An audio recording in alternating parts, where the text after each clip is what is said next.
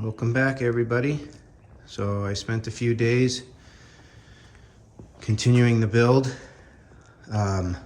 Before I go over what I did and why I did it, I just wanted to take a few minutes to talk about the mistakes I made. So if you build something like this, you might not make the same mistakes. If you're not interested in hearing about those, just go ahead and fast forward. I'll probably spend just a couple of minutes on that. So let me just go through and show you what mistakes I made on the last part of the build. So this isn't necessarily a mistake, but if you look here, you can see a gap between this cabinet and this wall. And the problem is that this wall doesn't have enough support on the outside. So I need to make some sort of bracket from here to here to keep this square. Especially when I drop the FlipPac on it, there's going to be another piece of wood right here. So I want to make sure that I have the support through here to hold it, because I want to make it one total unit. I don't want to put this part in the back of the truck and then add the FlipPac on top of it. I wanted a full-on pull-out camper, so I'll have to put some sort of support bracket in there. Not a big deal. I could just run a 2x4 out here and then another piece up. If I still live by my brother, he could just weld the bracket up real quick, but I don't have that option, so I'll have to work with wood. So that was one mistake I had made on this. The other thing that I didn't have any plans, so I just did this. I just started building it as I went along. I was building it. If you see here, when I originally framed it, I framed it like this, and then when I started to put together these cabinets, I realized that they were too shallow. So this was designed to go right over the wheel well. So I had some leftover MDF, so I put together these boxes on the side. They won't be used as any type of storage, but it actually worked out to be better because these are now 12 inches, and I'll talk more about that in a second. So this part added on made these cabinets 12 inches. What I'm going to do with these cabinets is I can put in the insulation, and then I can also use them as like a utility, kind of like a utility space where I can run all my wiring through, because my plan is to put wiring in each corner until I decide exactly how I'm going to wire it up. So this actually works out pretty nice because I can leave the top that can come off and then run my wires. So that mistake actually turned out to be pretty good. But if I had to redesign it, if I would have designed it in the beginning all the way up, I would have lost this space internally, which actually ended up being kind of nice to have in the end. Okay, the other mistake that I made was I originally planned to have this open 48 inches so you could just slide a piece of plywood or sheetrock in there, full size in there. But somewhere along the line in building it, after it's sheathed, it only comes out to a little over 46 inches, about 46 and a half.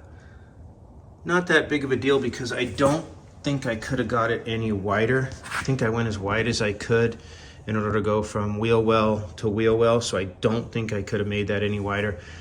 It would have been nice to be able to put a piece flat in there, but it's not a big deal. From here to here, from each edge, I'll still be able to slide a piece of plywood in or kind of cock it at an angle a little bit like that. So I'll still have a lot of space once the boxes are removed. Okay, so with the boxes out, you can now see how large the space actually is. So you'll still be able to do a lot of hauling. If you look along here, I got it all sheathed up, got those little utility space in there now. And what's the plan is that all of this will be carpeted all the way up. So as you go all the way around, this whole thing will be carpeted. I'll do like a speaker type carpet on the walls, and then I'm going to do a little more sturdy carpet on the subfloor, and maybe even run a rubber mat over that just to keep it nice and strong underneath there. So that kind of gives you an idea of what it looks like without the boxes in there. So now let me go ahead and put the boxes back in and show you how that looks. Okay, now that the boxes are back in, I can kind of explain to you what exactly I did here. So the first thing was I wanted to be able to have space to walk through here. So these from edge to edge are going to be 21 inches. Now some people might think that's a little bit narrow, but most cots are about 22 to 24 inches, and you actually kind of sink in on the cot. So this will be, it's actually a pretty decent sized bed. And when I build the lid for these, I'll have it hang over kind of like a toe kick, sort of, you know, sort of the same concept. So it's gonna stick out about 1 inch, and that'll also act as the handle to lift that up. So I just wanted to make sure that I had enough space to walk through here. I didn't want to have to be cocking my feet sideways or anything. So this ended up being the perfect dimension. Just to give you an idea on the dimensions, this box ended up being 16 inches across and then 12 inches high. So there's going to be a lot of space in there. But before I talk about what I'm going to do in the boxes, let me kind of give you an idea of how much space you have for your feet here. So here's one of my feet, and then here's the other. So you got a nice space to walk through. Turn around, nice space.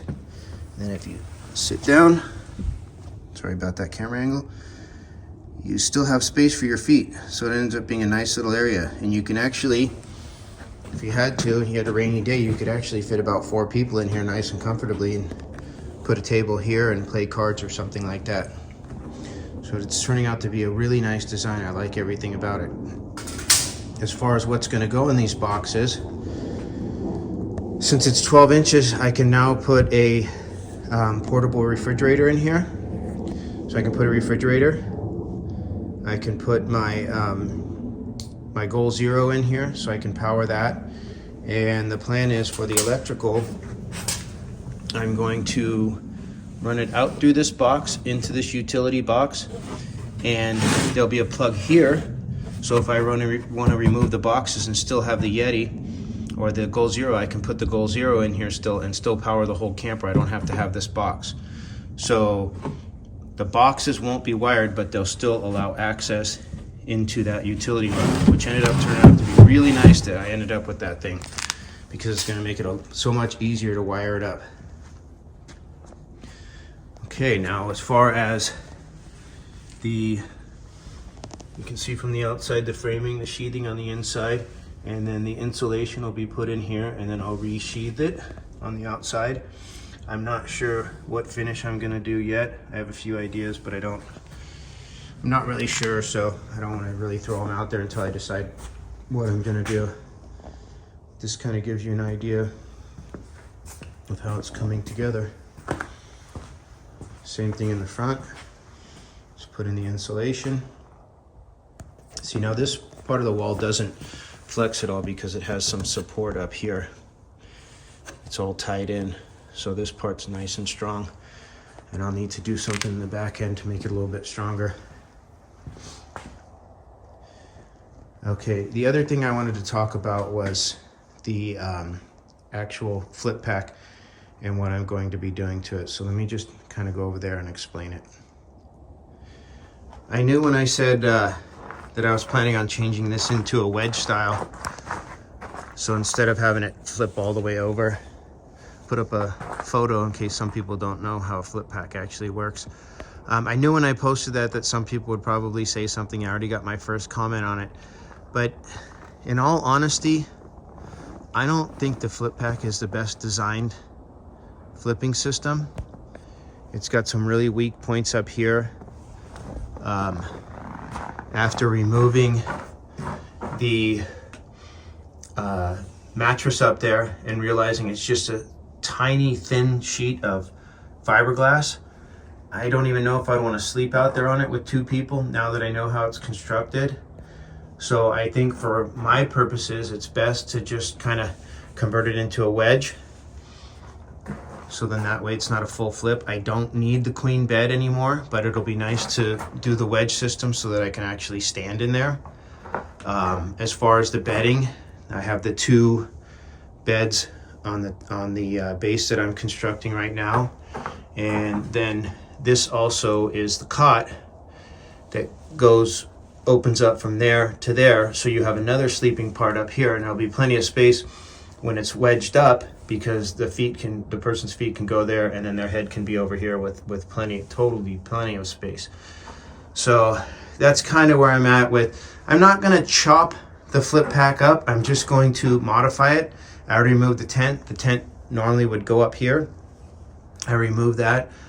Didn't cut it up or anything. I don't know if I'm going to hold on to it or if somebody's looking to buy one. I'm not really sure, but I'm not chopping it up. It'll still be a fully functional FlipPac. I'm just going to make some adjustments so that it'll work for me. As I go along, it'll make more sense. Right now, it's just kind of where I'm at with the build.